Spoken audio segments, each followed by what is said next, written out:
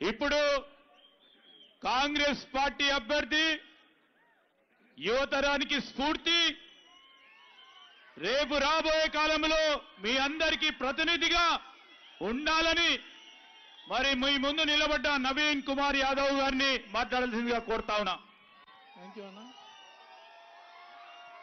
జూబ్లీహిల్స్ ప్రాంత ప్రజలకు ధైర్యం కల్పించడానికి, ఒక భరోసా ఇవ్వడానికి వచ్చినటువంటి పెద్దలు, మన అందరి ప్రియతమ నాయకులు ముఖ్యమంత్రి గారు రేవంత్ అన్న గారికి స్వాగతం పలుకుతూ, మరి మీలో ఒకడైనటువంటి నాకు ఈ అవకాశం, పేద ప్రజలకి అండగా ఉంటానని, మీ సమస్యలు పరిష్కరిస్తానని, మీ కష్టాలకు అండగా ఉంటానని, ఒక తమ్ముడిగా ఒక అన్నగా ఉంటానని చెప్పి ఈరోజు ఏఐసిసి పెద్దలు సోనియా గాంధీ గారు, రాహుల్ గాంధీ గారు, మల్లికార్జున్ ఖార్గే గారు, కేసీ వేణుగోపాల్ గారు ఈ అవకాశం కల్పిస్తూ మీ నమ్మకం మీ గరీబోల ఈ ప్రాంత ప్రజల కష్టాలకు అండగా ఉంటానని చెప్పి ఎంతో నమ్మకంతో నాకు ఈ అవకాశం కల్పిస్తున్నటువంటి పెద్దలు ముఖ్యమంత్రి అన్న గారికి, రేవంత్ అన్న గారికి, పిసిసి అధ్యక్షులు మహేష్ గౌడ్ గారికి, ఇన్ఛార్జ్ మేడం నటరాజన్ గారికి, మిగతా క్యాబినెట్ పెద్దలందరూ కూడా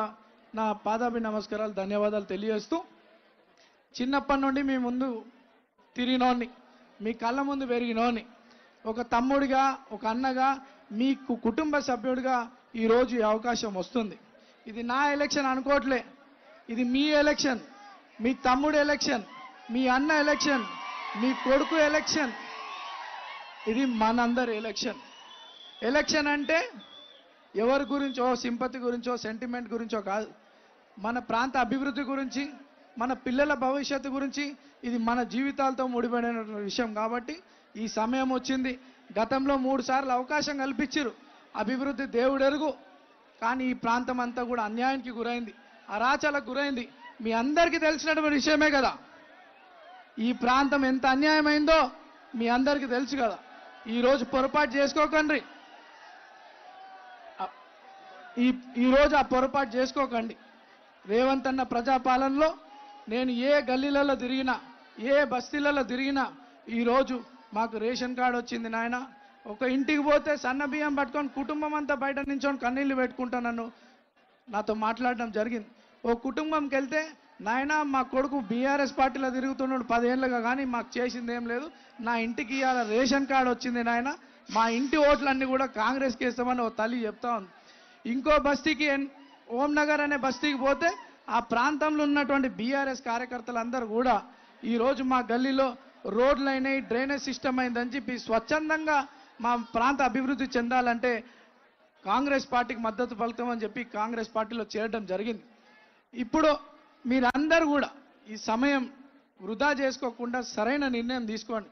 మీలో మీ ఇంటి సభ్యుడిగా ఈ అవకాశం కల్పించినటువంటి నాకు అందరూ కూడా ఒక్కసారి ఆశీర్వదించమని చెప్పి కోరుకుంటూ, మరి గతంలో 2018లో 2023లో నాకు అవకాశం రాకుండా చేసినటువంటి పార్టీ బీఆర్ఎస్ పార్టీ.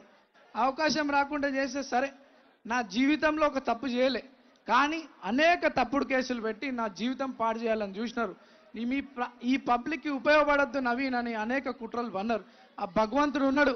ఈరోజు మీ అందరి ముందు నుంచొని మాట్లాడుతున్నా అంటే మీ అందరి ఆశీర్వాదం, ఆ భగవంతుడు రేవంత్ అన్న రూపంలో, కాంగ్రెస్ పార్టీ రూపంలో వచ్చి మీలో ఒక్కడైనటువంటి నాకు ఈ అవకాశం కల్పించింది. గతంలో పొరపాటు చేసుకున్నట్టు ఈరోజు మోసపోకండి. మాయమాటలు చెప్పుకుంటా మన గల్లీలలో తిరుగుతున్నారు. మన పిల్లల భవిష్యత్తు గురించి ఆలోచించండి, మన ప్రాంత అభివృద్ధి గురించి ఆలోచించండి. ఈరోజు 3 నెలల నుండి ముఖ్యమంత్రి గారి ఆదేశాలతో 3 మంత్రులు మన ప్రాంతాల్లో తిరుగుకుంటూ 150 కోట్ల రూపాయల డెవలప్మెంట్ యాక్టివిటీస్ చేసినారు. ఇంకా కూడా మనందరం మంచి మెజార్టీతో కాంగ్రెస్ని ఇక్కడ నుండి గెలిపించుకుంటే రేపు 1000 కోట్లతో ఈ ప్రాంతాన్ని అభివృద్ధి చేస్తానని చెప్పి పూర్తి నమ్మకం మాకుంది.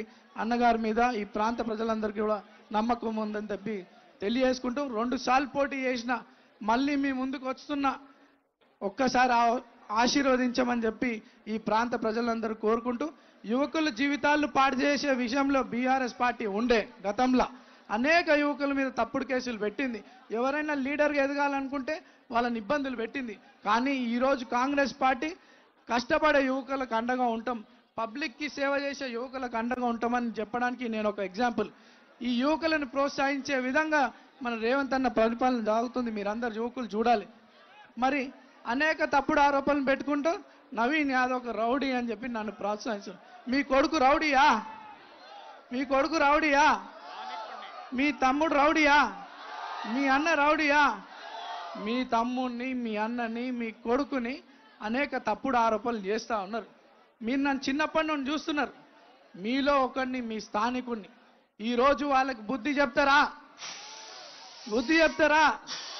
11 తారీఖు ఎట్లయితే ఈరోజు వాళ్ళు వేల సంఖ్యలో వచ్చినట్టు యువకులు పర్సనల్ ఇంట్రెస్ట్, రెస్పాన్సిబిలిటీ, ఈ సొసైటీ రెస్పాన్సిబిలిటీగా తీసుకొని ఇండ్లకి మన కుటుంబ సభ్యులని, స్నేహితులని, బంధువులందరినీ కూడా పోలింగ్ స్టేషన్ తీసుకుపోయి చెయ్యి గుర్తుపై ఓటేసి అత్యధిక మెజార్టీతో కాంగ్రెస్ పార్టీని గెలిపించాల్సిందిగా యువకులని, మహిళలను, పెద్దలను అందరినీ కూడా కోరుకుంటూ ఈ ప్రాంతంలో కాంగ్రెస్ పార్టీని గెలిపించడానికి వచ్చినటువంటి మంత్రులని, ఈ ప్రాంతాన్ని మనందరికీ నమ్మకాన్ని కల్పించడానికి వచ్చినటువంటి పెద్దలు, ముఖ్యమంత్రి గారికి మనస్ఫూర్తిగా ధన్యవాదాలు తెలియజేస్తూ జై కాంగ్రెస్, జై కాంగ్రెస్. చేతి గుర్తుకే, చేతి గుర్తుకే, చేతి గుర్తుకే. Thank you sir. ఎన్ఎస్సీఐ మిత్రులు జెండాలు దించు. ఎన్ఎస్సీఐ మిత్రులు జెండాలు దించేసి వెనుకలో కనబడతలేదు. దించు బ్రదర్, బ్రదర్ అందరూ.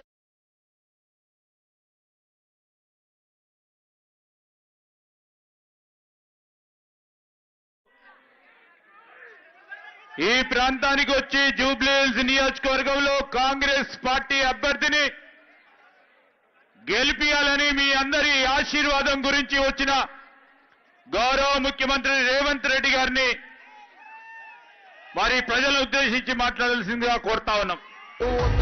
కాంగ్రెస్ సూర్యుడు మన రేవంత్ అన్న నిగ్గదీసి అడిగే మునగాడు.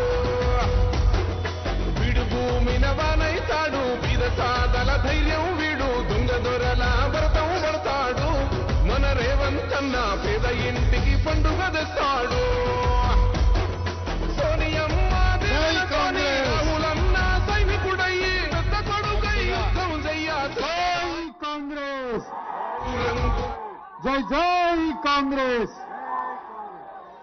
ధన్యవాదాలు మిత్రులారా. ఈనాడు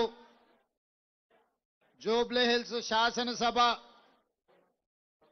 ఉప ఎన్నికల సందర్భంగా శ్రీమతి సోనియా గాంధీ, శ్రీ మల్లికార్జున్ ఖర్గే గారు, మన యువ నాయకులు రాహుల్ గాంధీ గారు కాంగ్రెస్ పార్టీ అభ్యర్థిగా మీ